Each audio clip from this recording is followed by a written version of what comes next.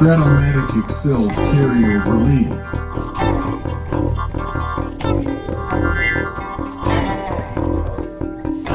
Brought to you by the Shrimp Troller.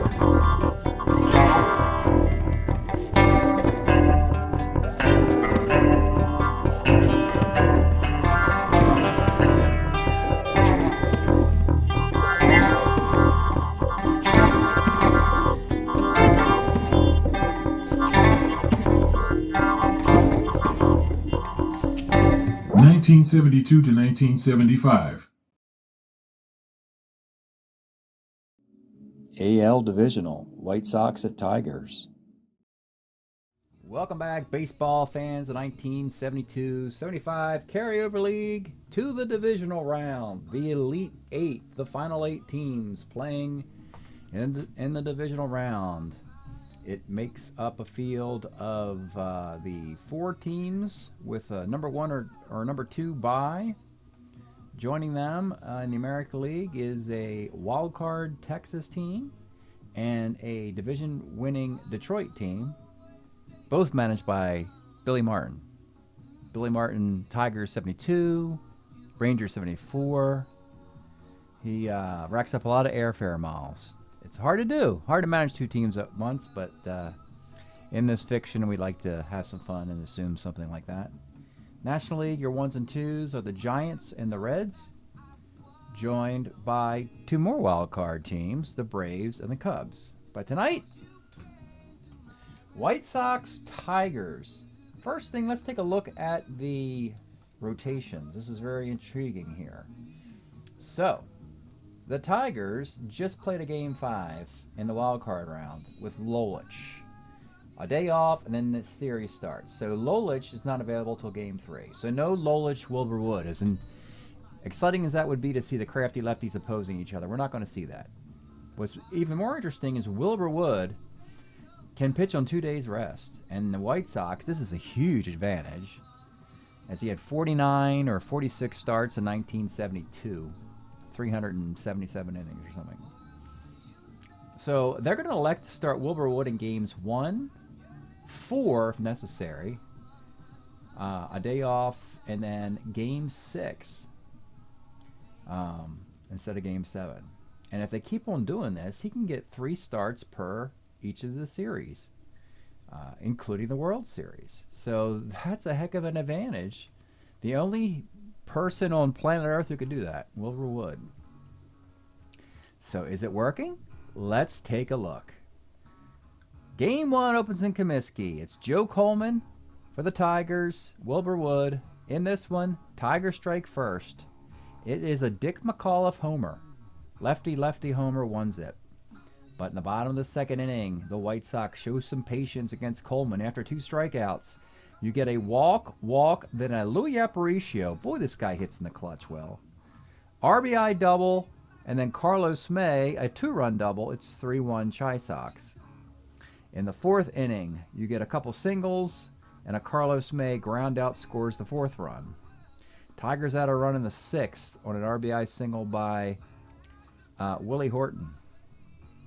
4-2 game, real close. Until the bottom of the 8th, when Joe Coleman loads the bases. A single by Allen and walks to Henderson and Melton.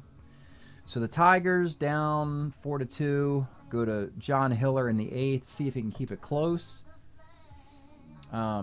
He gives up a single, a fielder's choice, and a Lomax. So they get just 1 run. Make it 5-2, enough for Wilbur Wood.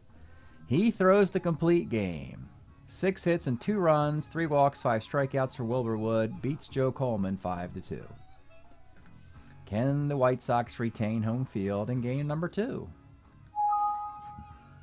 Game 2. It is Tom Timmerman versus Bart Johnson. Perceived to be the second best starting pitcher on the White Sox, even though Bradley and Bonson are more experienced and throw over 200 innings. Bart Johnson has a day, folks.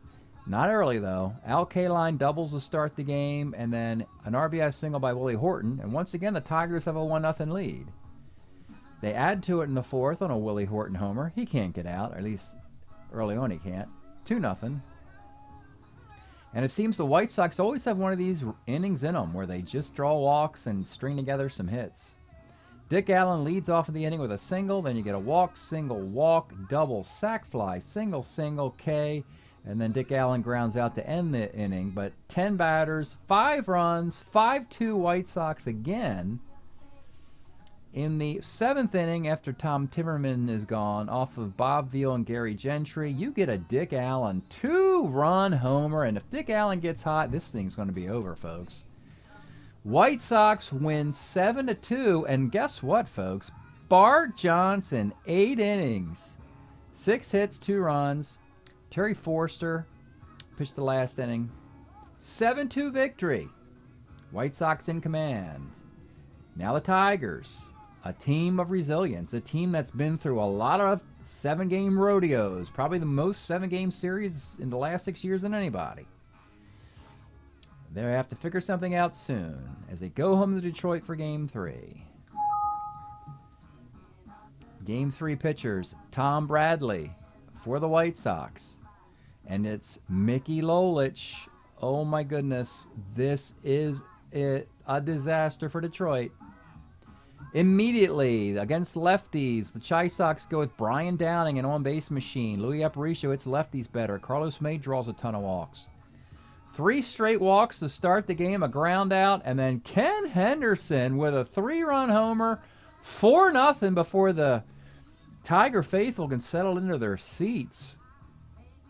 In the 3rd inning, another walk. Walks everywhere. Walk, single, sac fly, double, 6-zip. But the Tigers show some pluck with a single, double in the 3rd and a solo homer by Jim Northrup in the 4th. But it's 7-3, a 2-run double. No, here we are. It's not a 2-run double. After 2 outs in the 5th inning, a Buddy Bradford walk, a Bucky Dent walk, a Brian Downing walk, and when we count up the base runners, 15 in 5 innings constitute point of weakness. Moreover, we just want to get Lolich out of there because he's awful. So either way, you can just say point of weakness or just like get out of town, dude. So they yank him with Louis Aparicio coming up, figuring that he can't hurt you, at least against righties. George Culver comes in, and Aparicio, a base-clearing 3-run double by Aparicio, turning a ball game into a rout.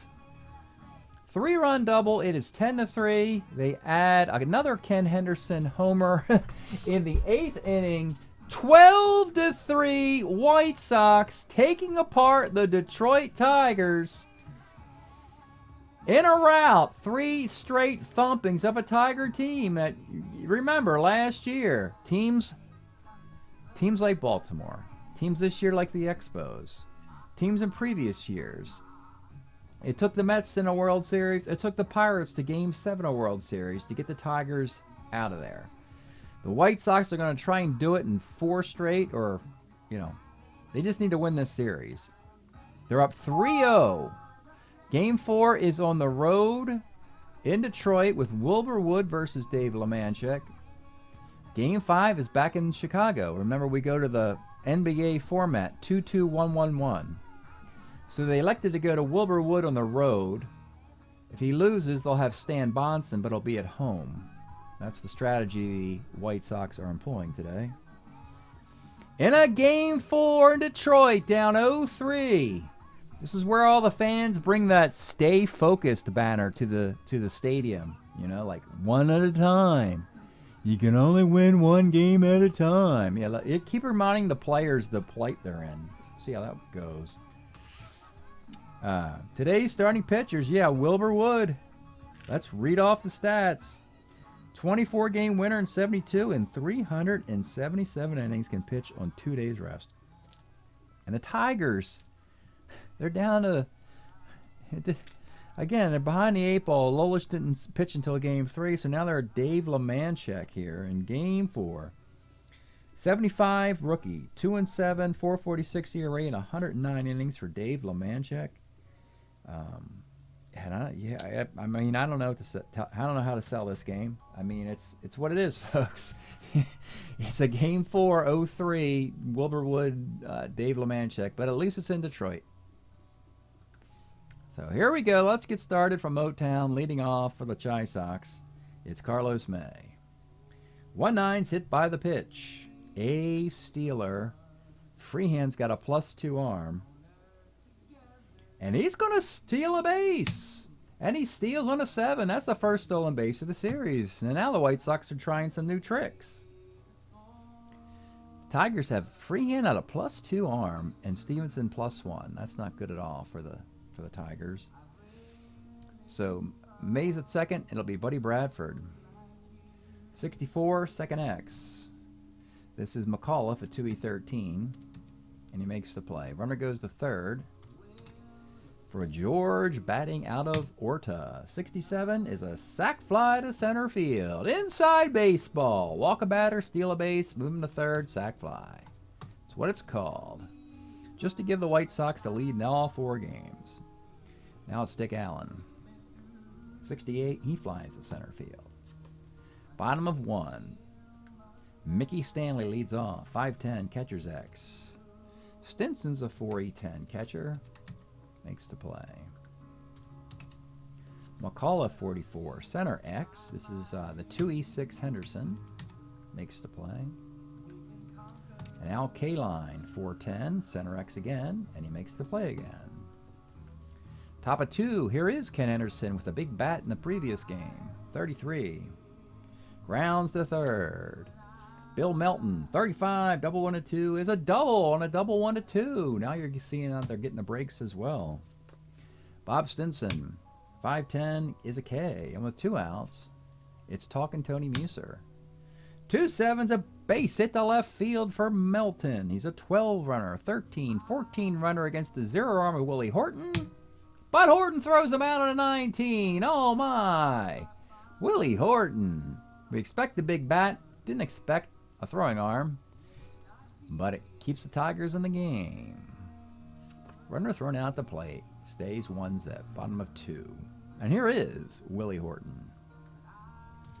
2-8 is a grounder to the short. Bill Freehand, 46, pops to short. And Jim Northrup, 37, rolls to second base.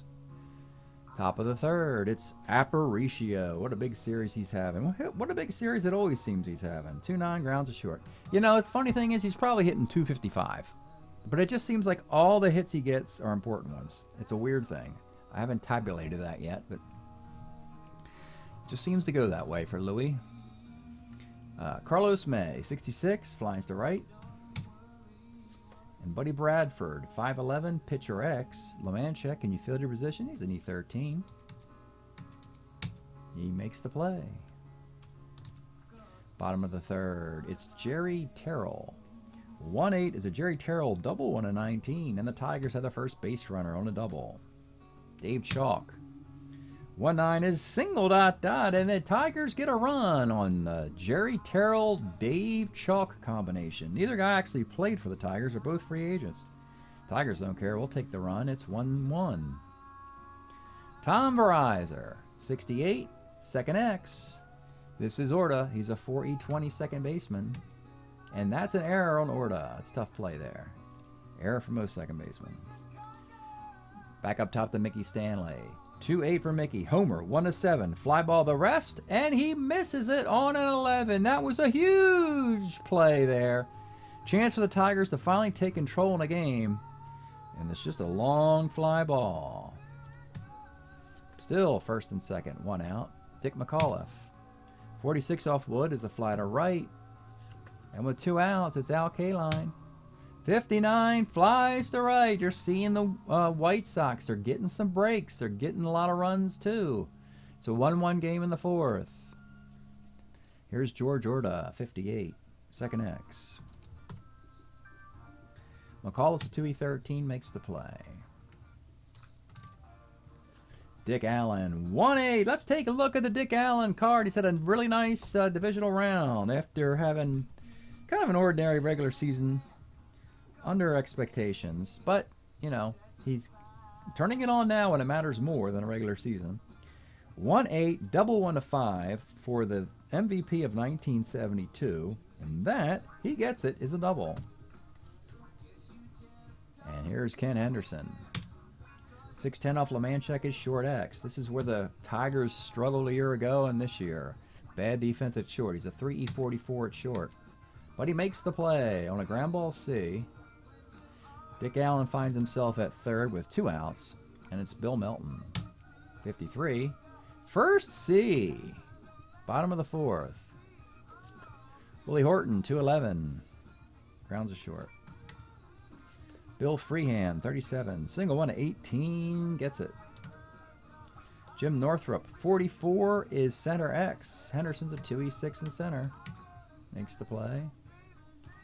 And the dangerous Jerry Terrell, 58, lines to third. We go to the 5th, 1-1. It's Bob Stinson, 68, lines to first. Talkin' Tony Muser, 56 is a walk. Aparicio, 310 is a 6-4-3 double play. It's Dave Lemanchek doing something no other Tiger pitcher's done in this series. Quiet them down. They've scored 5, 5, and 10 runs in the first 5 innings of the first 3 games. But Dave Lemanchek, with his 4.46 earned run average, has quieted the bats. Bottom of the 5th. Let's pause a moment for station identification. This is the Shrimp Trawler video channel. Este es el canal de videos de camaroneros. So the Tigers.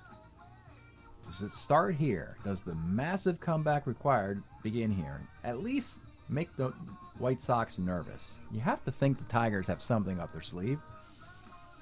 Bottom of the 5th. Here's Dave Chalk. 38, short. Tom Verizor, 2-7, single one at 12, can't get it. And Mickey Stanley, 55, second C. That missed home run by Mickey Stanley could halt this Tiger team. It's just a 1-1 game, could have been a 4-1 game. Top of the 6th, basically the same number of base runners. Tigers have 1 more than the Chi Sox. It'll be Carlos May, 65, second. Buddy Bradford, 44, homer 1-3, fly ball the rest, and it's the rest. And George Orta, 69, all sorts of 5 and 6 comes against Lemanchek is not good for the White Sox. He flies to left. Lemanchek has stayed away from that big inning that the White Sox get, that knockout inning where they bat around, and they haven't done it today. Bottom of the 6th, it'll be Dick McAuliffe. 1-3, grounds the third. Al Kaline, 56, flies to center. And Willie Horton, 1-6. Sooner or later, let's take a look at Willie Horton. Led the American League in home runs, was snubbed, should have been the MVP. He's ticked off about it. Horton in 74 had 15 bombs and a 298 average. That is gone. Horton and Dick Allen are rivals with each other. Matter of fact, Dick Allen missed a homer chance. Oh, actually, that was just a double chance. Thought he had a home run chance. Anyway, 2-1 Tigers and Bill Freehand. 35, another single for Jim Northrup. 1-8, lines the first. It is 2-1 Tigers. Lemanchek's a starter 8. How long do you go with this kid? You might as well just play opposite logic. Everything conventional. White Sox are going to beat you all accounts. Better starting pitching, better bullpen, better offense, better defense. So you may as well just cross your fingers and hope the lucky rabbit's foot is with Lemanchek today. Dick Allen, 4-4, homer, 1-3, fly ball the rest, and you keep rolling that. Lemanchek will just eat you up. Left-handed batters, it's a home run. Right-handed batters, it's a can of corn. Ken Henderson, 67, center. And with 2 outs, it's Bill Melton. 37's a walk. That's the tie run at first for Bob Stinson. 39, another walk. And the breaking batter for Lemanchek will be Talkin' Tony Muser. Here's the pitch. 66, flies to right field. Lemanchek sticks around. Stretch time here in Detroit. We are enjoying listening to Stevie Wonder's talking book of 1972. You are the sunshine of my life. You got a bad girl, superstition, all the wonderful ones, right in this is the beginning of that transition into fulfillingness and inner visions, key of life, all that stuff. That golden era of Stevie there. This is the ignition point, I guess you could say. Bottom of the 7th. Wood continues, obviously. Just a 2-1 game. Innings eater beyond anything else. It'll be the dangerous Jerry Terrell. 1-4. He grounds to short. Dave Chalk, 64. Oh my goodness. This is Homer, 1-12. Double the rest if you've got power. And it is gone. It is the Jerry Terrell Dave Chalk show, folks. Dave Chalk, they gave him power. Probably the only time he ever had power in his career. He had 5 homers and 500 plate appearances for the California Angels in 74 with a .252 average. Jerry Terrell, by the way, hit .265 with 1 homer and 470 at-bats for the Twins. And they are responsible for a 3-1 lead. Tom Verizor, 1-6 grounds to short. Back up top to Mickey Stanley. 67, single 1-6, cannot get it. It is a 3-1 game into the 8th inning, and John Hiller is warming, and you have to think, well, LeMancha can't lose is one thing. Now it's just a matter of which batter do you decide to bring Hiller in on for a 5-out save. And I would say Carlos May makes the most sense because Bradford's not good against lefties either. Aparicio is good against lefties, so LeManchek will pitch to him. Here's Aparicio. 48 is indeed a base hit off LeManchek, and that's the reason why you're going to hook LeManchek. The fans are booing because this kid's doing great, but you got to go with John Hiller here. It's a scary proposition. Not that there's anything wrong with Hiller, but you're down 0-3 in the series. I mean, how many innings do you think Hiller's got in him? You can't expect 4 straight 2-inning saves, but they got to win 1, right? Stay focused. Win 1. So John Hiller is going to come into a 3-1 game with nobody out in the 8th inning. 73, 10-5, $1.44, earned run average, 125 innings. By the way, the White Sox closer, Rich Gossage, has not appeared in this series because the series has been kind of a laugher to this point. So he is well rested to pitch forever anytime he gets into a game. John Hiller in the 8th inning. Back up top for your Chi Sox is Carlos May. Here's the pitch to Carlos. 2-5. Let's take a look at the Carlos May card of 1972. He was the Robin to Dick Allen's Batman. They both hit .308. Carlos May did it with speed and walks. Not as many home runs. But a heck of a tandem these two guys were. We had them batting back-to-back earlier in the year. It wasn't working out that great. We spread them out.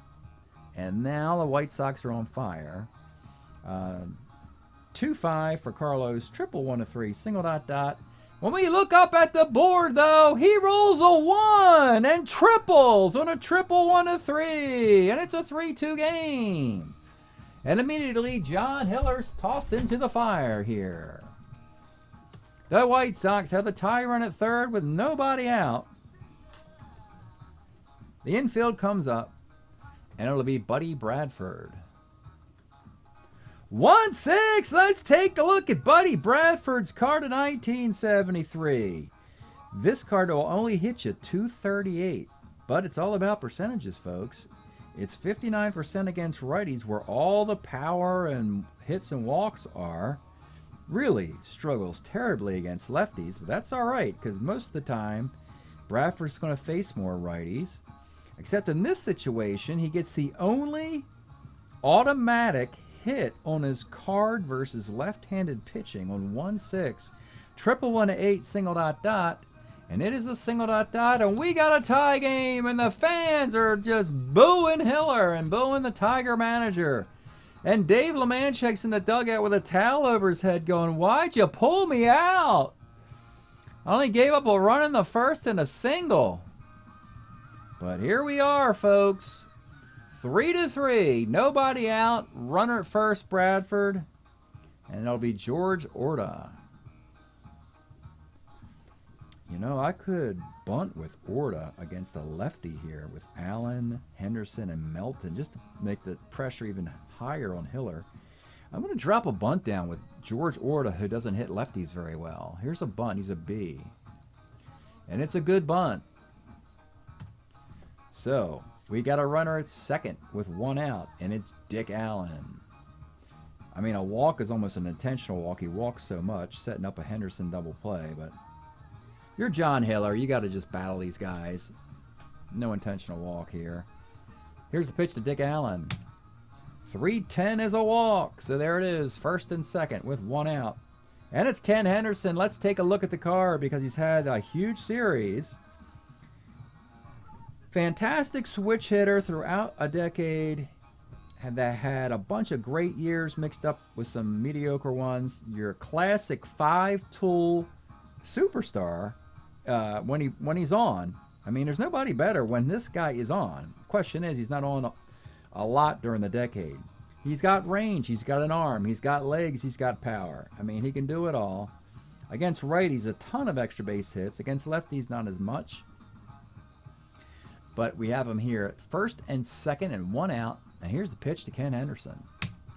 3-5 is ball 4, and John Hiller is blowing this thing.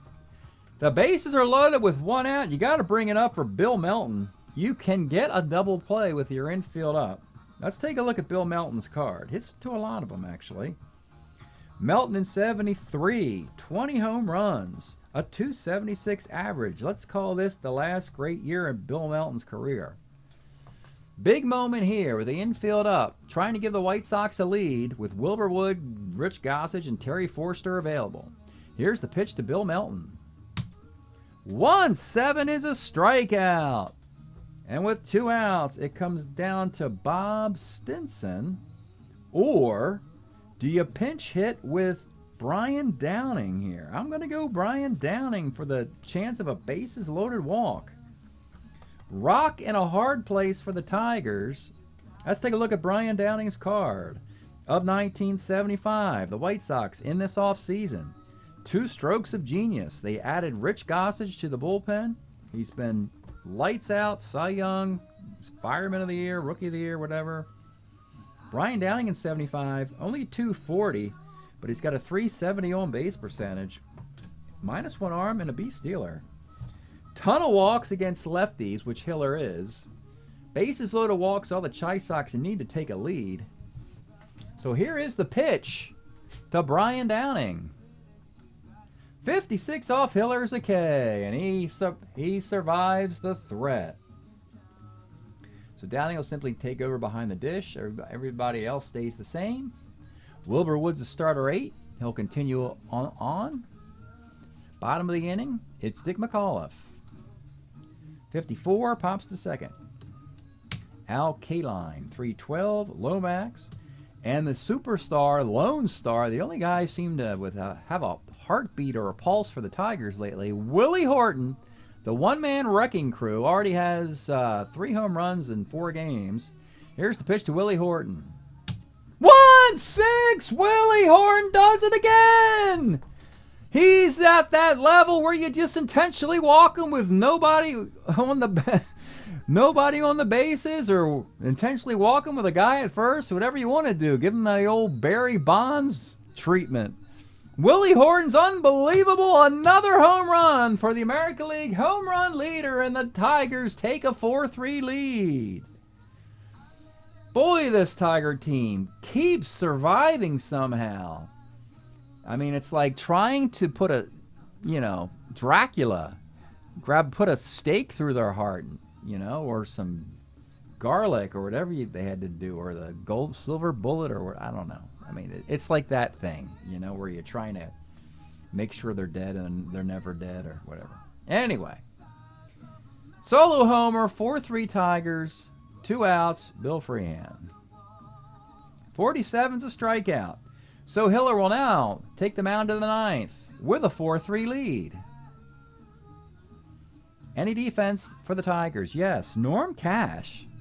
Yes, the Norm Cash, who has been sitting, or that he didn't sit the first time, but he sat today because he's looks so bad against left-handed pitching now at his age against Wood. He will come in and play first base for the dangerous Jerry Terrell. And K-Line goes into right field, Northrop in the left, and Willie Horton goes to DH. So that prolongs his performance. Into the ninth, 4-3 Tigers.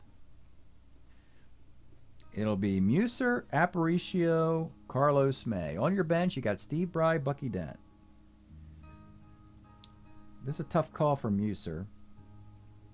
It's not that bad against lefties, but you have to figure, you got Steve Bry. When do you want to use him? He hits lefties very well.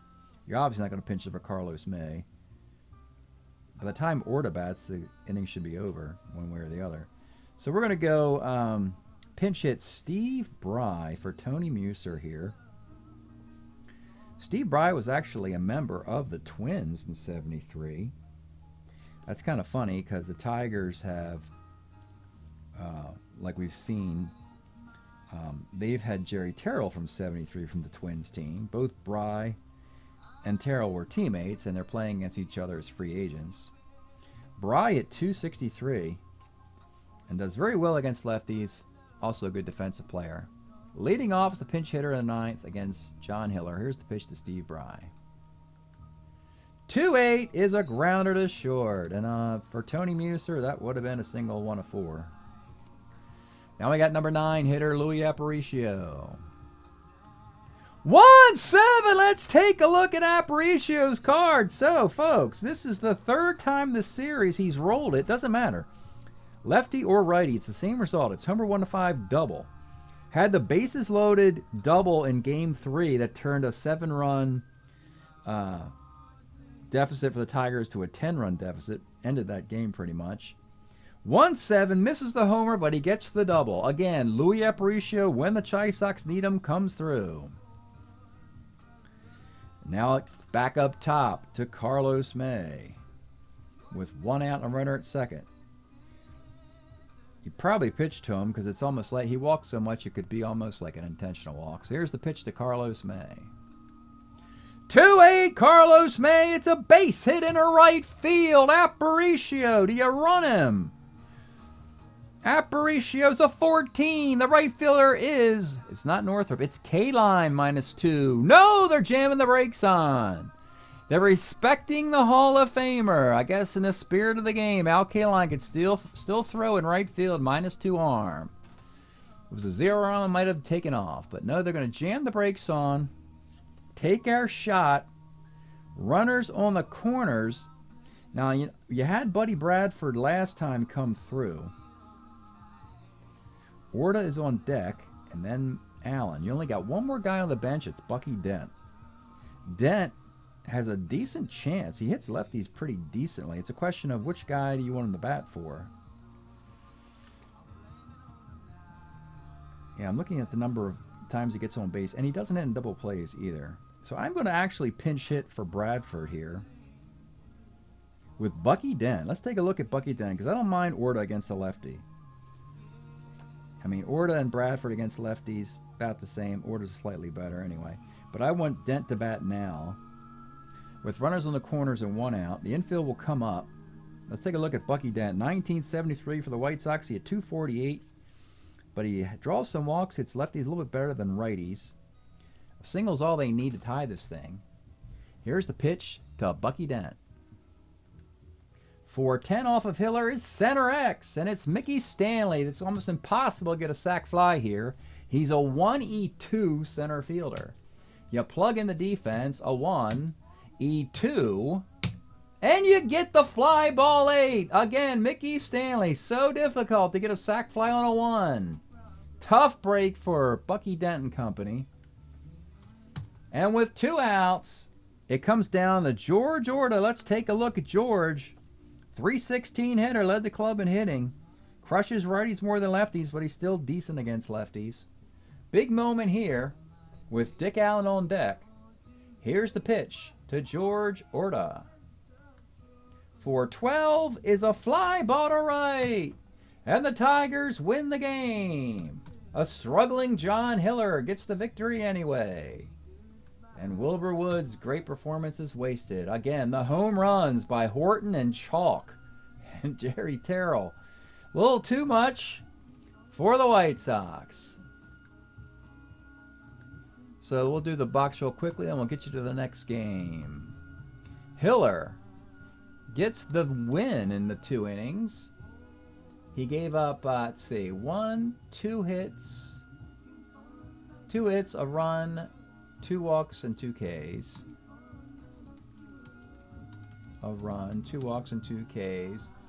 And then 2 more hits than 9th. Pretty awful performance. Six base runners in 2 innings, and somehow gets the win. LeManchek, will the White Sox regret not beating Dave LeManchek? I tell you, I don't know about that. Let that one slip away. The sweep didn't happen. 7 hits, 4 runs off of Mr. Wilbur Wood with a strikeout. Gets a complete game.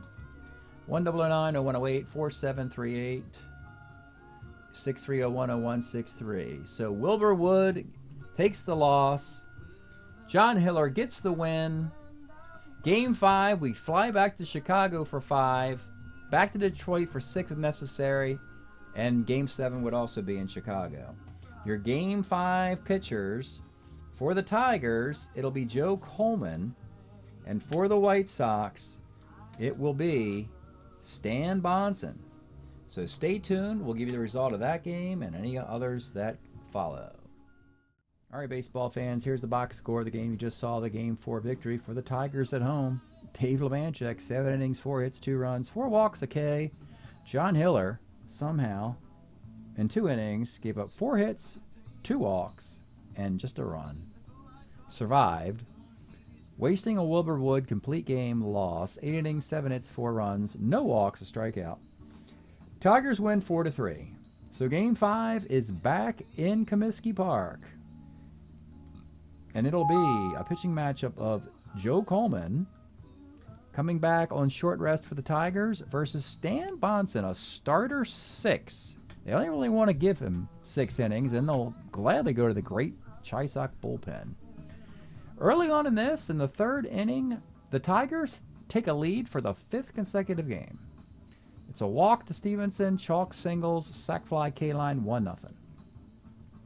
But something the White Sox did here they weren't able to do against LeManchek is string together some big innings. In the 4th inning, after an Orta strikeout, you get a Dick Allen solo homer, Henderson grounds out, Melton singles, and then it's Bob Stinson, a free agent catcher signed away from the Expos, switch hitter, hits a homer off the Joe Coleman card. It's 3-1. In the 5th inning, a leadoff triple off of Bonson by around the floor. He'll score on a pass ball. Makes it 3-2. Then in the 6th inning, here come the White Sox again. After Dick Allen's strikeout, you get a Ken Henderson single, a stolen base, an RBI single by Bill Melton, a walk by Stinson, an RBI singles by Tony Muser and Carlos May, and 2 big innings, and that's 6 runs total off of Joe Coleman. As soon as the game becomes 6-2, Stan Bonson is told, you don't go back out there, kid. We got this. So Bonson leaves with a quality start. Nice start for Stan. 6 innings, 4 hits, 2 unearned runs, a walk, and 5 Ks. But they seem to believe with Terry Forster and Rich Gossage, they can get themselves to the American League Championship Series, and they do. As Forster, 3 up and 3 down in the 7th, walks a couple guys in the 8th, but he induces Hall of Famer Al Kaline into a ground ball, double play, and then after that it's Rich Gossage, who we haven't heard from him. A relief 4 led all relief pitchers in innings pitched this year. Beyond fresh rust. Well, I guess when you're that young, you don't really get rust. He pitches a scoreless 9th, 2 strikeouts, a single in there. And the White Sox prevail 6-2 in 5 games. You could call it a gentleman's sweep by the Tigers getting a win at home. But the White Sox do indeed win this series 4-1, going to the American League Championship Series. Holy cow, folks. We can set up the rotations there. The Tigers are done. Yes, the Tigers are done. Wilbur Wood will pitch game 1. Technically, you could have Wilbur Wood pitch game 2 instead of game 1. Have Bart Johnson match up against probably Catfish Hunter. That'd be fun. Let's go Bart Johnson in game 1 because Wood can come back on 2 days rest. See, if Wilbur Wood pitches game 1, he'd be pitching on 3 days rest. So same spot. Wood will come after plenty of time off. Bradley goes into the 3 hole. Then you'll go to Wood on 2 days rest. 1, 2, 3, 4. Then you can go back to Bart Johnson again. There you go. He has 4 days. Tom Bradley. And then your choice of Wood in 6 and then Stan Bonson in 7. Or actually Stan Bonson pitched game 1 of the World Series, but if that only goes 7. Yeah, Bart Johnson here. He's got enough time off. Yeah. Wood in 2, Bradley in 3, and the remaining 4, Wood on 2 days rest, Bart Johnson again on 4 days rest, Bradley on 3 days rest, and your choice for game 7. Probably Wilbur Wood. That gives him 3 starts the American League Championship Series. Fun stuff. But before we get to that, let's look at the overall stats and so forth here. So for your tourney block here it is. White Sox win 4 games to 1. They're 11 over 500. The Tigers are 26 and 24 eliminated. Haven't plugged the White Sox in because we don't know if they're going to be the away team against Oakland, probably, or the home team against the Texas Rangers is what they're rooting for. But they'll be in one of these blocks down here. Baltimore was 11 over. The Tigers were 14 over a year ago. Right now, the White Sox are 11 over, and Oakland's 15 over by comparison. So it's some really good quality teams going into the Final Four. A team with a bye here in this case. And with that, break up your Chicago White Sox. They took care of the old men. The Detroit Tigers finally eliminated convincingly for the first time in like forever. White Sox American League Championship Series. Hope you're enjoying the Carryover League. Thanks for checking it out. We'll see you next time.